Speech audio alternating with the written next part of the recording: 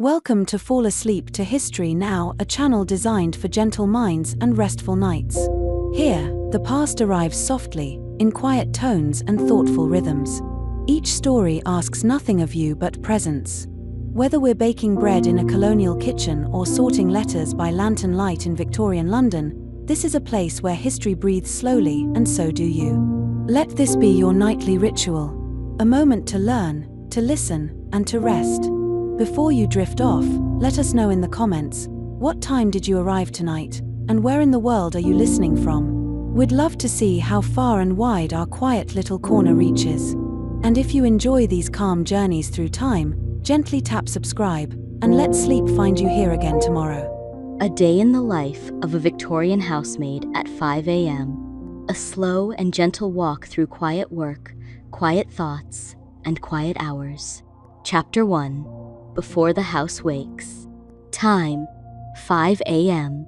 The housemaid's day begins before the world appears to. The gaslights in the street outside are still glowing faintly, amber and low, as if reluctant to let go of the night.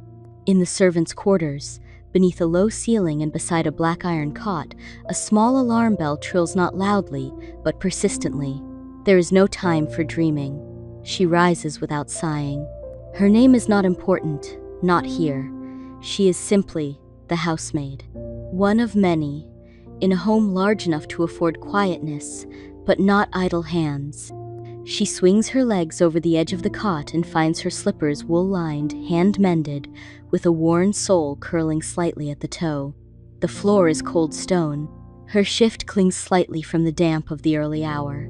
She moves slowly, not from tiredness, but from habit. Everything in her morning has been rehearsed by repetition. By the glow of a stubby candle reused from yesterday's tapers, she dresses in layers.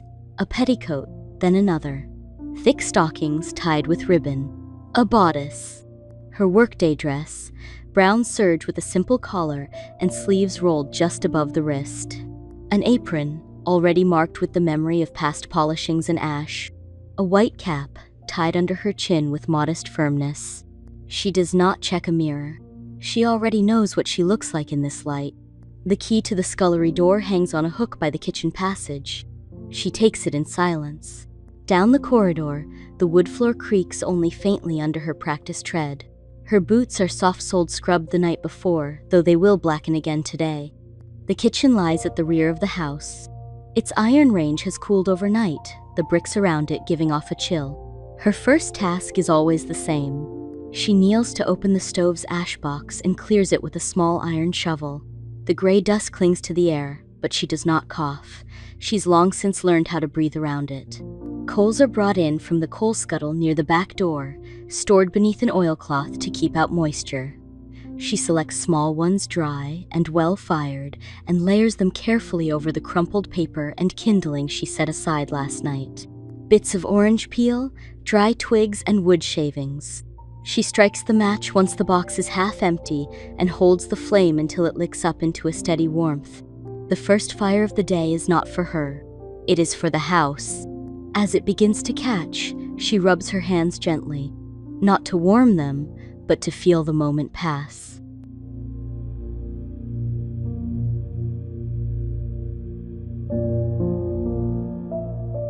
Chapter 2. Kindling and Kitchens. Time, 5:15 a.m. With the kitchen fire beginning to growl in its iron belly, she moves methodically through the remaining hearths. There are 4 others to be lit. The morning room, the drawing room, the master's study, and the upstairs corridor. Each has its character, its quirks. The fire in the drawing room smokes if too much paper is used. The one in the study flares too hot. She knows these small rebellions by heart. She carries her basket of kindling and a tin box of matches. The wax ends are stubby. Some were broken and saved. Others collected from candles burned low. The drawing room carpet muffles her steps. She kneels on a woolen hearthrug floral, hand-tufted, imported, and arranges the coals with care. These are larger than the kitchen's, chosen for long, slow burning. Above her, a portrait of a long-dead ancestor watches with eyes that were once painted brown and now red as gray. The housemaid does not look up. She is not part of the room's story. The match catches on the third strike. A gentle flame, then warmth, then the faintest pop as the coal begins to settle into itself. She repeats this 4 times, moving from room to room, quiet as breath. The morning is still early enough that the house itself seems to hum with waiting. At the last hearth, the one in the upstairs corridor, she opens a narrow casement window just enough to let the smoke slip free if the draft fails. The cold air brushes her cheek, and she closes her eyes for a moment. Just one, just to remember what it feels like to pause. No one sees her do it, which is the same as if it never happened.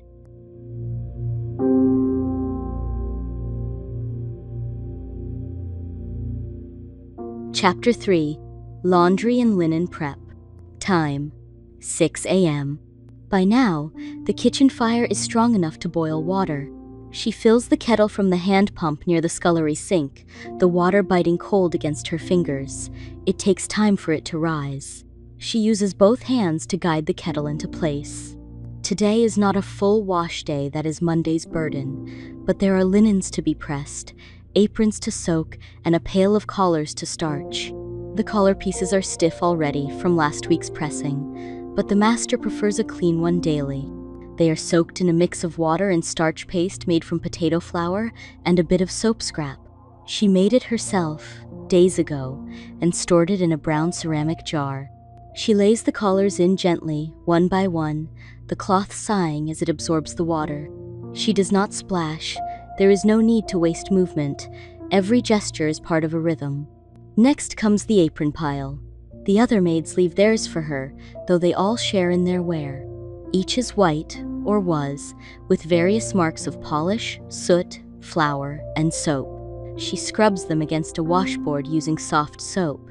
Not lye too harsh. This soap was made from rendered fat and lavender oil, a rare softness in the routine. Her sleeves are rolled above the elbow now, and the chill of water runs down one forearm. She does not flinch. There is a wooden mangle in the yard, but she will not use it today. These aprons are not yet soaked enough to press. Instead, she wrings them gently by hand and hangs them to drip over the scullery rail, just near the fire where the warmth will help. She selects a cloth, a finer one, for polishing later, and lays it neatly on the side table. It will dry while she works on the next task. She opens the linen cupboard and takes quiet inventory. Towels folded, one corner turned in, sheets tucked in threes, pillowcases lined along the bottom. She will not need to change the beds today, but she smooths the stacks anyway, brushing her fingers over the fabric to feel the grain. Cotton, starch, warmth. Her hands know these textures more intimately than any page or ink. Outside, a bird begins to call thin and hesitant, the first voice of the day that is not hers.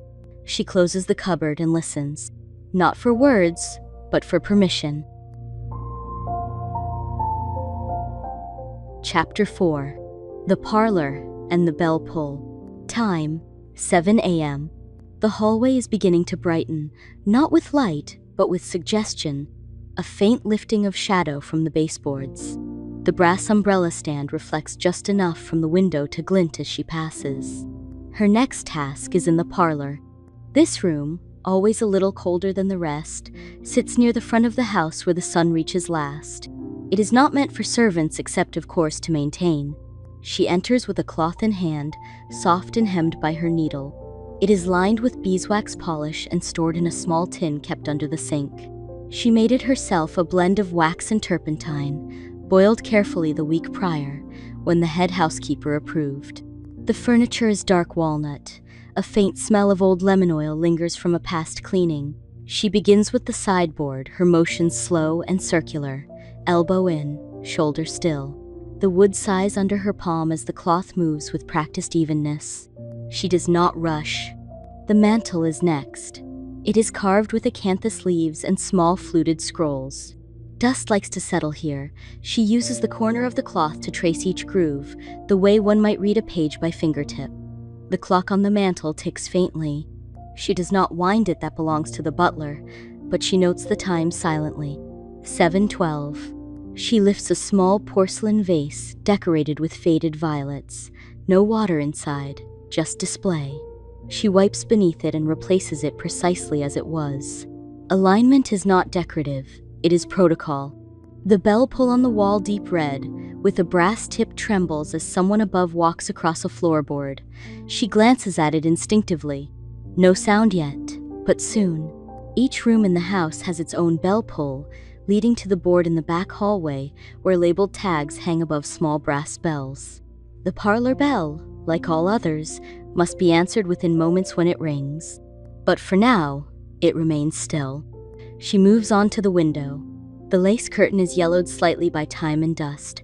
She unties the sash, shakes it once outside the window a quick snap, and reties it with care. The parlor is ready, though no one will sit here for at least an hour.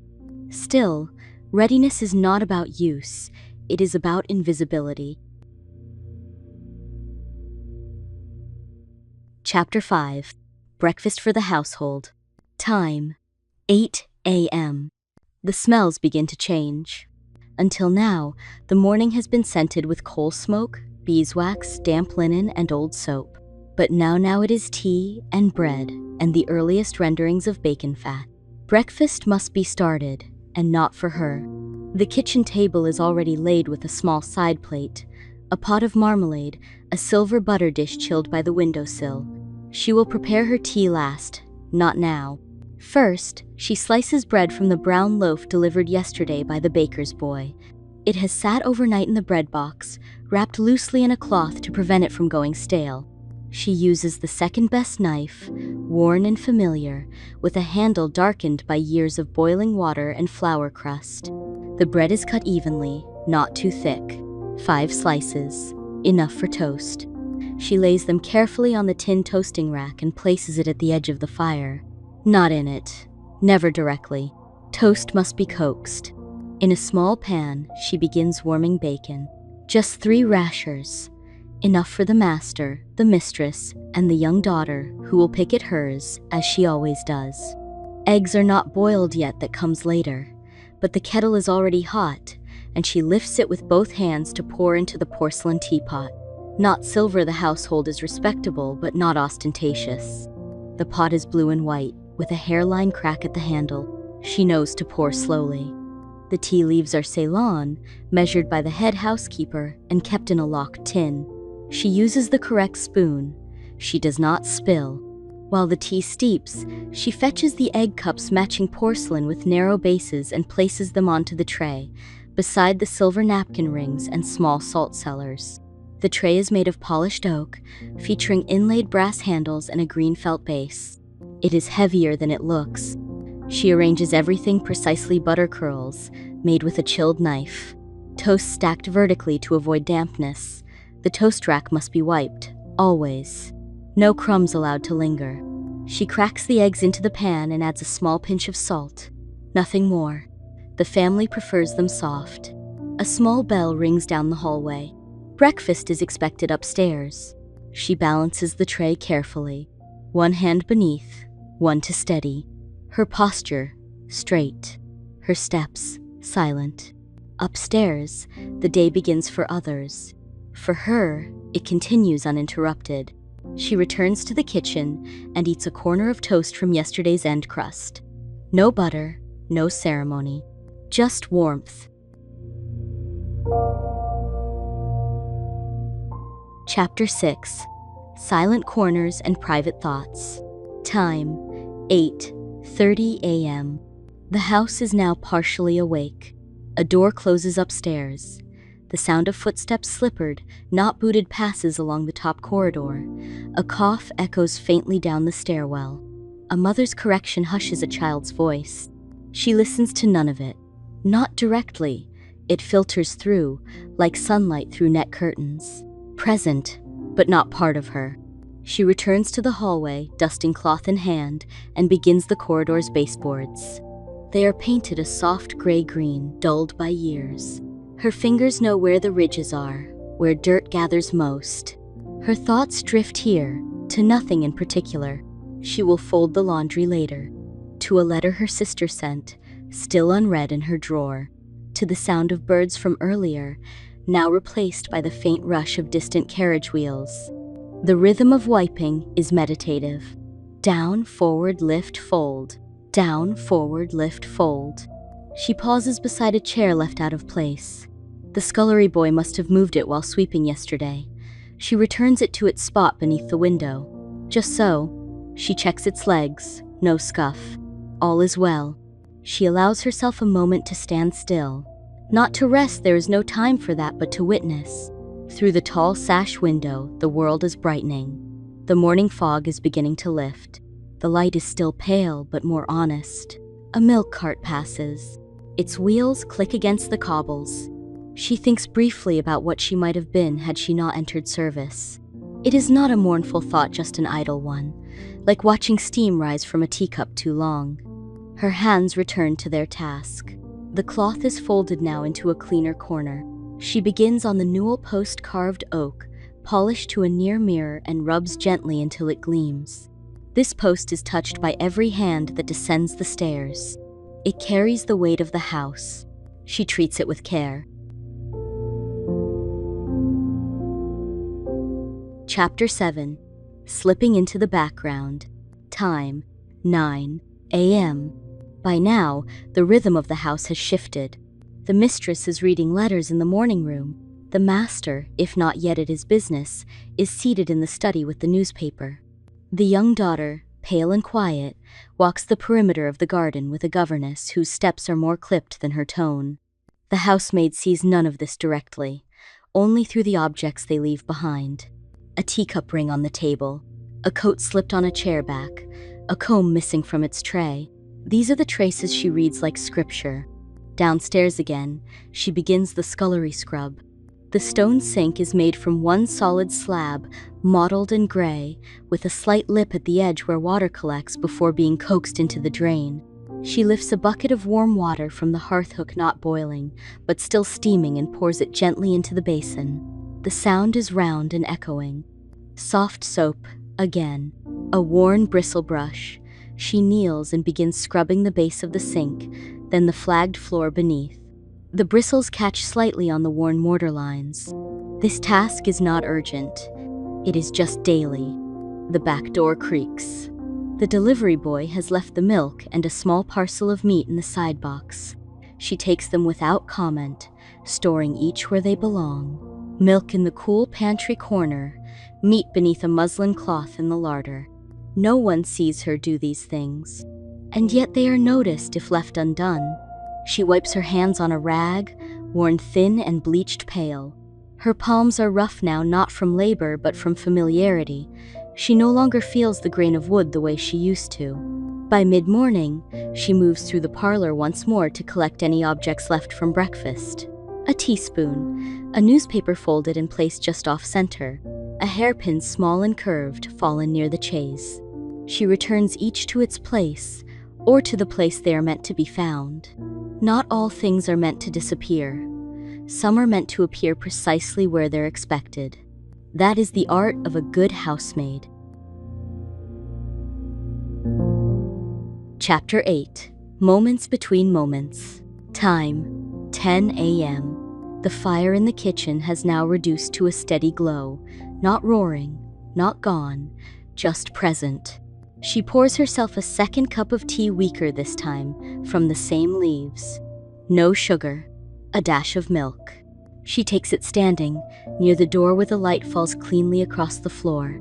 The cup warms her hands more than the drink warms her throat. But warmth, in any form, is never wasted. Her break is short, 10 minutes, no more. But the stillness of this moment is hers alone. She thinks of her mother, who once boiled tea leaves 3 times before discarding them. Her younger brother was apprenticed to a joiner in another town. Of her own hands, which have learned to carry porcelain as if it were paper. There are no clocks in the servants' quarters, but she knows the time by light, by smell, by silence. She puts the cup down and begins peeling potatoes. The bin is lined with old newspaper. The potatoes are dusty, not new, not spoiled, and she peels with a blade worn to the thumb's width. Each skin curls downward in quiet spirals. The sound is soft, a whisper of blade on starch. She prepares them for supper, though she will not cook them. That is the kitchen maid's task. But they must be ready, cleaned, cut, soaked. She moves through the process like breath. At the sink, she scrubs the last of the carrots. Their skin is ridged with soil. She uses her nail to loosen a bit of dried root from the base and rinses the rest under cold water. In a small bowl nearby, parsley soaks in a shallow dish. She lifts it out, lays it to dry on a clean towel, and rolls it gently, just enough to press out the water. It will be chopped later, but she cannot help admiring the green. There is beauty, sometimes, in things no one notices. Chapter 9. The Work That Disappears. Time, 10:45 a.m. and onward. The final hour of the morning is spent in small tasks that ripple quietly through the rest of the day. She rechecks the linen cupboard, straightens 2 towels, refolds a sheet whose corner had slipped from its stack, plucks one stray thread from a hem, and tucks it into her apron pocket. In the front hallway, she brushes away a bit of dried mud near the threshold. A boot must have missed the mat. She does not wonder whose. It doesn't matter. She opens the narrow window above the stair landing. Air flows through in a slow current, carrying with it the faint scent of city smoke and dusted stone. Downstairs again, she polishes the brass stair rods. There are 12. She counts each as she moves. 1, 2, wipe. 3, 4, fold the cloth. 5, tap the rod. 6, 7, shift the light. 8, 9, wipe again. 10, nearly done. 11, 12. She exhales. In the pantry, she checks the shelves. Jars aligned, preserves sealed. A wedge of cheese turned on its cloth to keep from hardening. A tin of biscuits nudged slightly to the right. She sets it straight. There is no list for these things, only memory, and the quiet understanding that order, once lost, grows wild quickly. The bells upstairs begin to stir again, a summons for hot water, a request for gloves, a forgotten item needing retrieval. She answers each promptly, with calm, practiced hands. No rush, no commentary. By the time the clock strikes noon, she has already accomplished more than most will ever know. And still, her work is not finished. She retreats, briefly, to the kitchen, lifts the kettle once more. Not for tea this time, just for the sound of water full and round and rising to remind her that stillness exists, even within motion. She stands near the scullery window, watching the sky shift. Gray, then pearl, then something like white. She does not speak, but if she did, perhaps she would say, "This is not hardship. This is not servitude. This is the work that holds everything else in place. The work that disappears when done well. The kind of work no one sees, unless it stops." And so ends the morning of the housemaid, just as the rest of the world is starting its day. In the quiet hours before breakfast, before voices, before the sun has settled into its full shape, she has already shaped the day. Thank you for spending this quiet hour in her company. Sleep well, or rest a while longer. The house will stay warm.